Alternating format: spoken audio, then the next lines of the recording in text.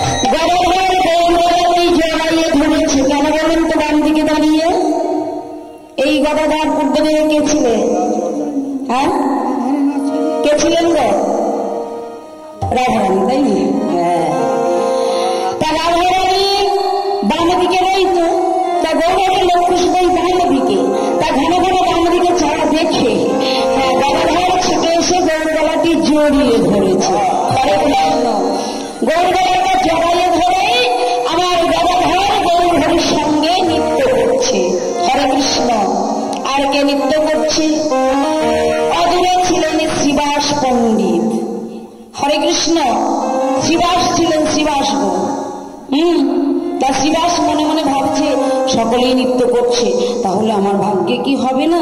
না না, আমিও যাই। এই বলে শিবাস কিভাবে নৃত্য করছে, গৌরীর চরণের দিকে চেয়ে চেয়ে নৃত্য করছে। আমার শিবাস পণ্ডিতে নাচে রে,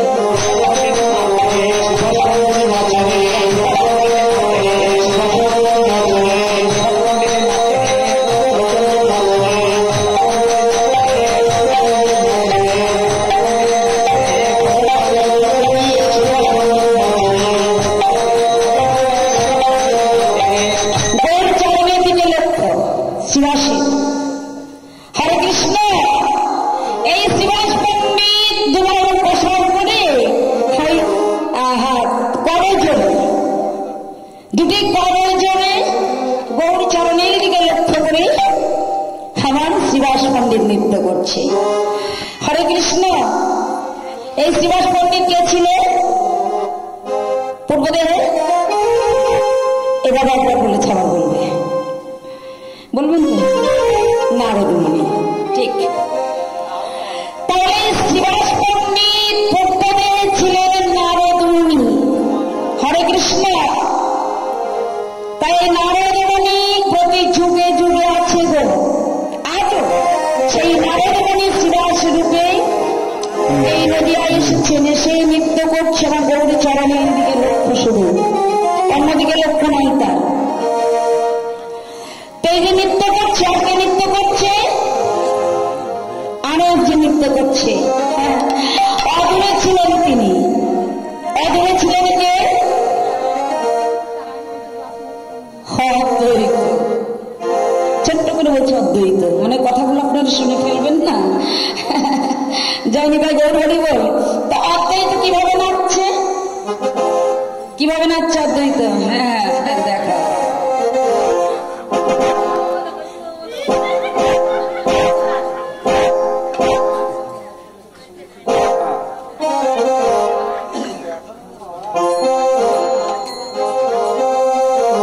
হাসবেন না তো?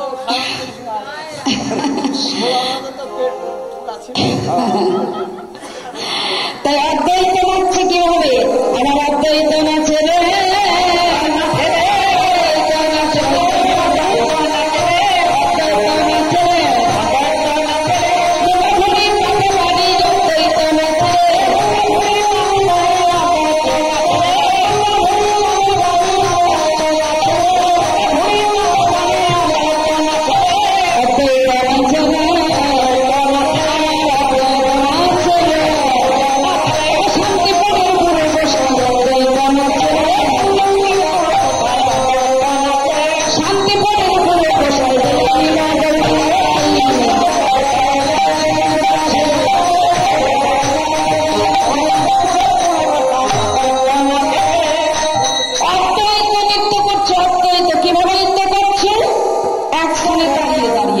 এমনি ভাবে অদ্বৈত নাচছে।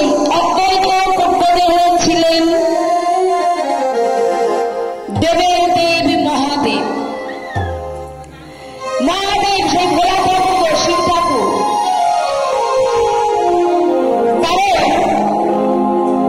পার্বতী নিত নিত গভীর রজনী যোগে আপরে গৃহ পরিত্যাগ করে রাসলীলা দর্শনে গমন করে।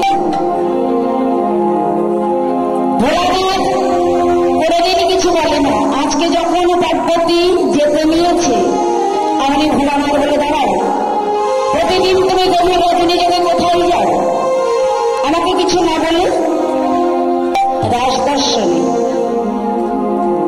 দর্শনে যাও। হ্যাঁ, আমিও যাব। তুমি একা যাও প্রতিদিন, আজ আমি তোমার সঙ্গে যাব না। বলা তোমার যাওয়া হবে না। কেন যাওয়া হবে না? একই কারণে, সেখানে হলো পুরুষের কোনো অধিকার নেই। তা যেখানে পুরুষের অধিকার নাই সেখানে তুমি যেতে পারবে না। ও, পুরুষের অধিকার নাই বলে আমি সেখানে যেতে পারবো না। না, তুমি যাবে না। পার্বতী চলে গেলেন। ভোলানাথ কি করেছে? একটা প্রকৃতির বেশ ধারণ করে ঘণ্টা টেনে রাসমঞ্চে প্রবেশ করলেন। যেমন রাসস্থলীতে প্রবেশ করেছে, রাস বন্ধ হয়ে গেছে, আর রাসের কথা হচ্ছে না। কি ব্যাপার? আজকে আনন্দ হচ্ছে না। আনন্দ হচ্ছে না শুধু আমি একা বলবো না, আপনারা বলবেন কি আনন্দ পাচ্ছেন? হ্যাঁ, আনন্দ হচ্ছে না কারণ রাসের চাকাই তো ঘুরছে না। তা চাকা যদি না ঘোরে তাহলে আনন্দটা বর্ধন হয় কোথা থেকে? আচ্ছা, কোনো কি ভুল ত্রুটি হয়েছে? অনেক সময় কোনো ভুল ত্রুটি হলে তাতে মন বসে না, তাই না? কি যেন ভুলে গেছি। কোথাও যেতে গিয়ে যদি কিছু ফেলে যান তাও মনে হবে। পূজা করতে গিয়ে যদি কোনো জিনিসের ত্রুটি থাকে, পূজাই মনে বসে না। বসে না। তাহলে আজকে আমাদের নিশ্চয়ই কোনো ভুল হয়েছে।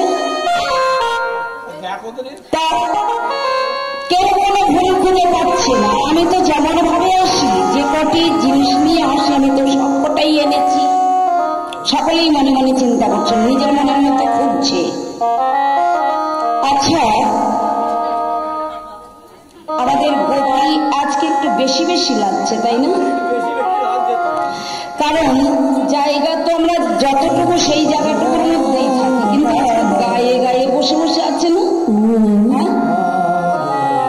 মনে হচ্ছে যেন নূতন গোপীর আবির্ভাব হয়েছে।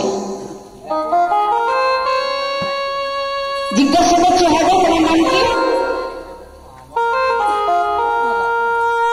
ললিতা। তোমার নাম কি? বিশাখা। তোমার নাম কি? কেউ বলছে ললিতা, বিশাখা, চন্দ্রলতা, ইন্দ্ররেখা, দণ্ডবিদ্যা। হ্যাঁ, এইবার সবাই কেউ বলছে সুদেবী, কেউ নন্দদেবী, এমন ভাবে সবাই নাম বলেছে। কিন্তু এই যে বলে একজন গোপী আছে। এই তুমি তো নাম বললে না, তোমার কি নাম?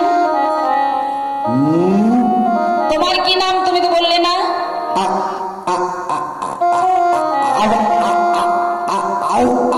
আমার নাম, তো তোমার নাম? আমার নাম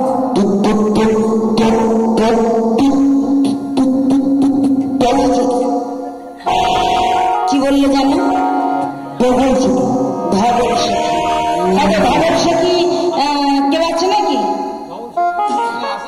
নেই, বলছে নেই। তাহলে ধবল সখী তোমাদের মধ্যে কেউ নেই। তোমার আর কোনো নাম আছে নাকি? কি নাম বলো?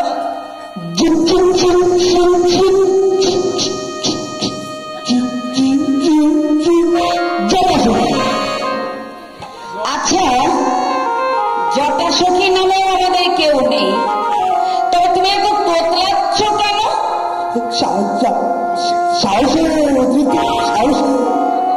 ও বেশি সাহসী, কাঁপছে।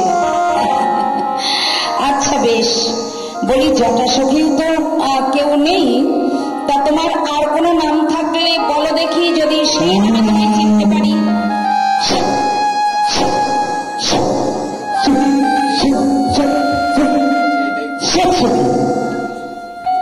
বললে প্রথমে বললো কি ধবল সখী, জটা সখী, তারপরে হলো কি শ্বেত সখী। আচ্ছা, এই নামেও কিন্তু আমাদের কেউ নেই। আচ্ছা, তুমি নাম বলতে এত বদলাচ্ছ আর কাঁপছ কেন? আরে তোমার বদলটা দেখি না, চিনতে পারি কিনা? সাহসী, অতিরিক্ত সাহসী। আরে বলি তোমার বদলটা খোলো না। আরে বদলটা দেখো, বদলটা খুলে দে না, বদলটা খুলে দে। ও তুমি ভোলা? হ্যাঁ, তোমাকে না আমি বলেছিলাম যে ওখানে পুরুষের কোন অধিকার নেই, তবে কেন এসেছ? যাও যাও, নদীর বাইরে চলে যাও, এখানে পুরুষের কোন অধিকার নাই, তাই তুমি রাসমঞ্চ হতে চলে যাও।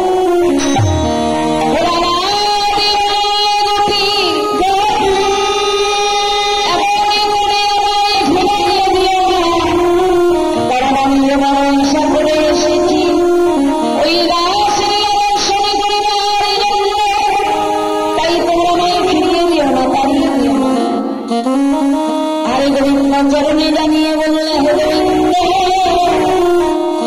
আমি যে বহুদিনের আশা ভাবি, ওই রাশি দর্শন করবার জন্য, তাই বলে গোবিন্দ, আমি যে স্মরণে হতে স্থান পরিত্যাগ করে যেতে বলি, কিন্তু কতদিনে আমার বঙ্গবাসী দর্শনে হবে,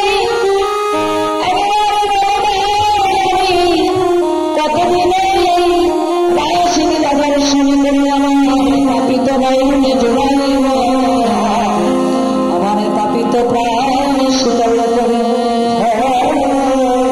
গোবিন্দ বললে হবে, তবে আজ নয়, কালে নয়, আগামী জন্মে আগামী রোগে তুমি ভোলানাথে নাম ধরেছ, এই ভোলানাথে নাম কেটে তুমি শান্তিপুরে ঘুরে যাবে, সেই সীতানাথে নাম ধারণ করিবে, নাদ সর্বদ যাইবে ভোলা কেটে সীতা বসাইবে, সেই দিনে তুমি শান্তিপুরের ঘরে গিয়ে সীতানাথে নাম ধারণ করবে, আর আমি সেই দিনে গিয়ে তোমারই কারণে আমি নদী শ্রীরামের